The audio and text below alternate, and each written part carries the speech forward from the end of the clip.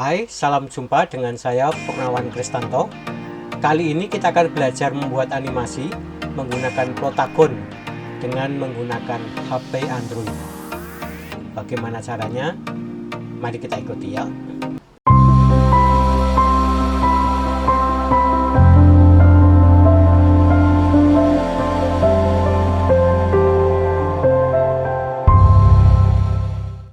Nah, yang pertama kali perlu kita ketahui bahwa Plotagon itu adalah program animasi dalam bentuk 3 dimensi.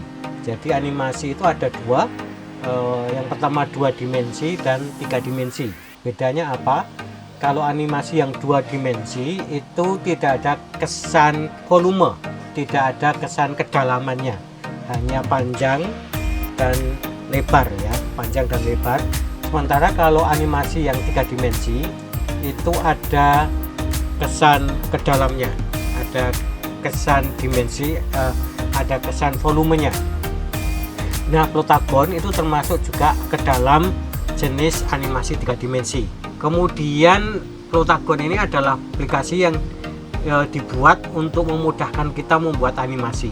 Tidak dibutuhkan keterampilan untuk membuat gambar, tidak dibutuhkan kemampuan untuk menguasai teknologi yang rumit. Kita hanya menentukan beberapa langkah dan mengisikan suara, maka hasilnya sudah langsung kita dapatkan, begitu ya. Nah, untuk membuat animasi menggunakan Plotagon, maka yang harus disiapkan pertama kali itu adalah dengan menginstal Plotagon dulu di Play Store, yang bisa kita gunakan the trial atau mencoba secara gratis.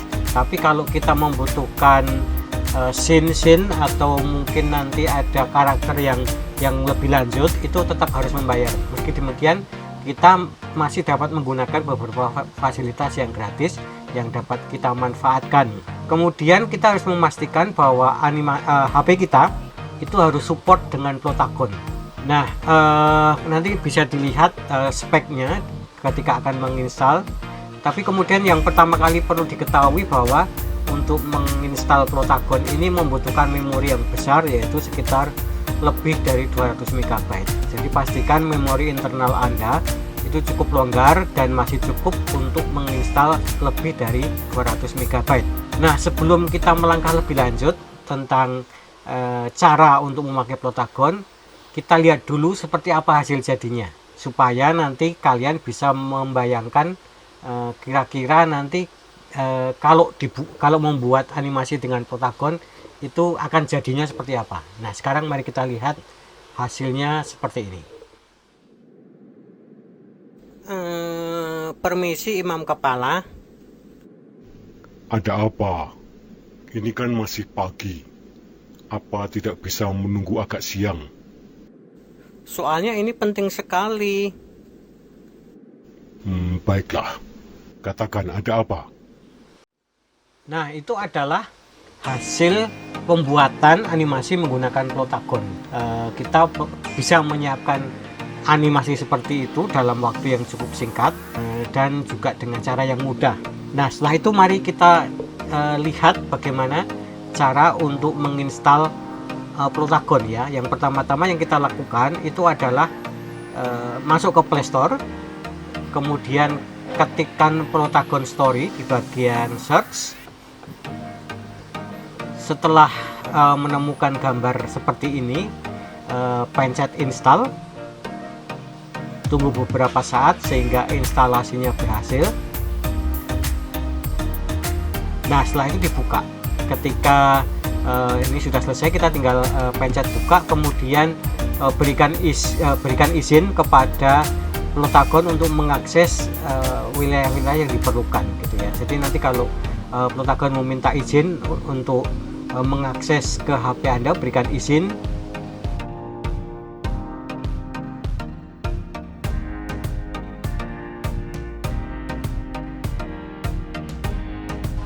Maka kita akan mendapatkan tampilan awal Plotagon seperti ini ya. Nah, ini kalau seperti ini kita sudah siap untuk menggunakan Plotagon. Nah, sebelum melangkah lebih jauh tentang cara menggunakan Plotagon, maka kita perlu mempelajari pengetahuan dasar tentang Plotagon ini. Nah, ketika kita menggunakan Plotagon itu ada 3 elemen dasar yang perlu kita ketahui supaya kita bisa menggunakan Plotagon ini dengan mudah. 3 elemen itu adalah yang pertama scene atau lokasi, kemudian aktor atau karakter atau tokoh, kemudian yang ketiga itu adalah dialog dan ekspresi. Nah, mari kita lihat satu persatu keterangannya ya. Yang dimaksud dengan scene itu adalah tempat atau lokasi sebuah peristiwa terjadi. Kalau kita membuat animasi itu tidak terjadi di awang-awang atau tidak terjadi di wilayah yang tidak terketahui. Di animasi itu selalu ada tempat atau lokasinya. Karena lokasi dan tempat itu juga akan menentukan jalannya cerita dan juga nanti sound effect misalnya. Kalau scene atau lokasinya di jalan raya berarti sound effect-nya adalah traffic atau suara-suara kendaraan gitu ya. Jadi kita tentukan dulu scene, kejadiannya itu ada di mana. Bisa di outdoor, di luar ruangan, atau di indoor, di dalam ruangan. Indoor misalnya di ruang tunggu rumah sakit, di ruang teater, kemudian di ruang museum, di rumah atau di dapur, di ruang praktek dokter dan sebagainya. Ada berbagai macam variasi tempat. Kemudian kalau di outdoor itu juga kita bisa memilih berbagai macam, misalnya di pantai, kemudian di taman, di jalan raya dan sebagainya gitu ya. Itu adalah yang dimaksud dengan scene atau tempat. Nah, setelah kita memilih scene atau tempat, langkah selanjutnya yang perlu kita ketahui adalah aktornya. Aktor adalah tokoh yang terlibat dalam peristiwa tersebut. Aktor ini yang akan menjadi wayang kita, yang akan kita gerakkan, kita beri suara, akan kita beri ekspresi, sehingga aktor ini akan menjadi pusat dari cerita atau animasi kita. Jadi kita perlu menentukan aktornya. Itu nanti kita akan memilih apakah aktornya laki-laki atau perempuan, kemudian bentuk wajah seperti apa, aksesoris pakaiannya seperti apa, dan misalnya profesinya apa gitu. Itu yang akan kita tentukan pada saat membuat cerita. Kemudian yang ketiga itu adalah dialog. Dialog adalah kata-kata yang disampaikan oleh sang tokoh. Jadi dalam dialog ini ada ekspresi, ada juga perasaan. Dialog itu adalah kata-kata atau ucapan yang disampaikan oleh sang tokoh. Karakter kita itu nanti perlu ada suara, ada dialog, dia bercakap-cakap supaya nanti ada jalan ceritanya.